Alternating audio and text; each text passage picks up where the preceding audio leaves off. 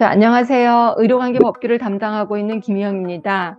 자, 이번에 2023년도 의료기술직 대비 의료관계 법규 문제집 3차 개정판이 나왔습니다. 자, 그러다 보니까 이 책이 어떤 장점이 있지? 이렇게 궁금해 하시는 분들도 계시고요. 또 이 책은 어떻게 사용하는 것이 좋을까요? 라고 많이들 물어보시더라고요. 그래서 제가 이 책, 이번에 3차 개정판은 이런 식의 장점이 있고 또 어떻게 사용하는 게 제일 좋다라는 걸 알려드리기 위해서 이 자리에 앉았습니다. 자, 일단 먼저 책으로 한번 들어가 보겠습니다. 자, 우리 책은 먼저 머리말부터 좀 보도록 하겠습니다.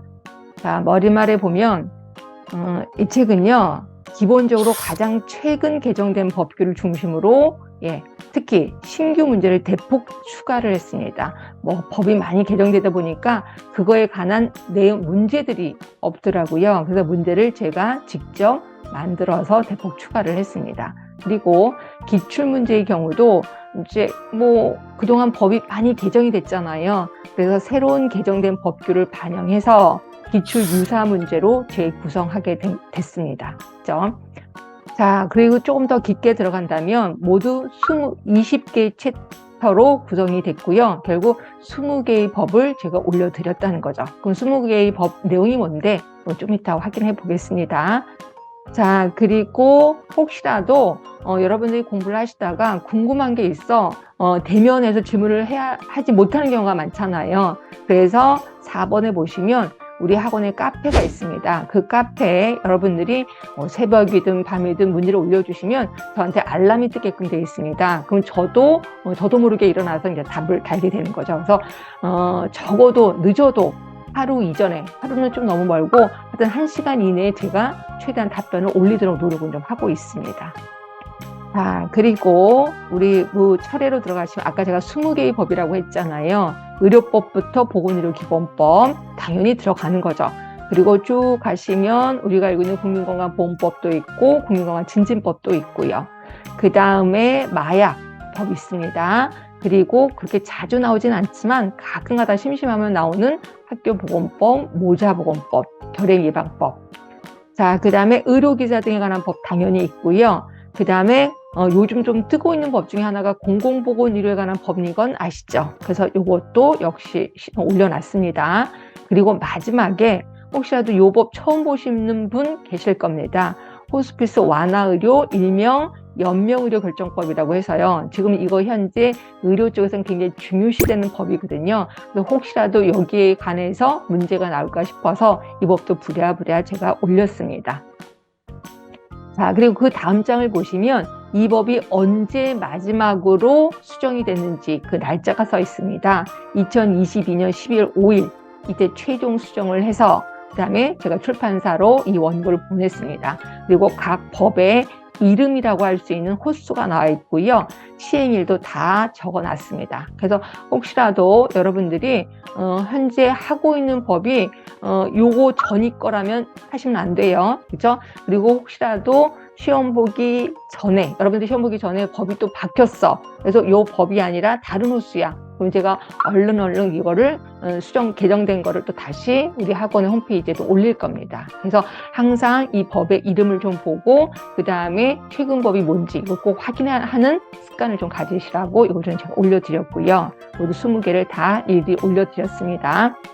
그 다음에 이제 문제로 들어가시면 딱 보면 문제집이에요. 이거는. 그러면 여러분들은 그러면 나는 그 법 전문을 보고 싶은데 라고 하시는 분이 계실 거예요. 그래서 강의 전에 학원 홈페이지에 그 법 전문을 제가 올리는데요.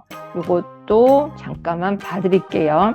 어떤 식으로 제가 올릴 거냐면 이런 식으로 올릴 겁니다. 그래서 이제 의료법을 정리를 하는 거죠. 2조 해갖고 자, 쭉 써 있는데 보니까 가로 놓기가 있습니다. 이제 가로 놓기가 있다는 거는 여기 가로 안에 있는 단어가 굉장히 중요하다는 거죠. 그래서 요거를 비워두고 1번, 2번 이런 식으로. 그래서 요거 1번의 답을 여러분들 머릿속에 각인할 수 있도록 이런 식으로 정리해서 제가 학원 홈페이지에 올려드릴 거고요. 그리고 별표도 달았습니다. 그만큼 많이 나오는 부분이라는 거죠. 그래서 이런 식으로 우리 문제를 풀기 전에 법을 통해서 한번 쭉 법 내용을 훑어보고요. 그리고 나서 이제 문제를 풀 겁니다.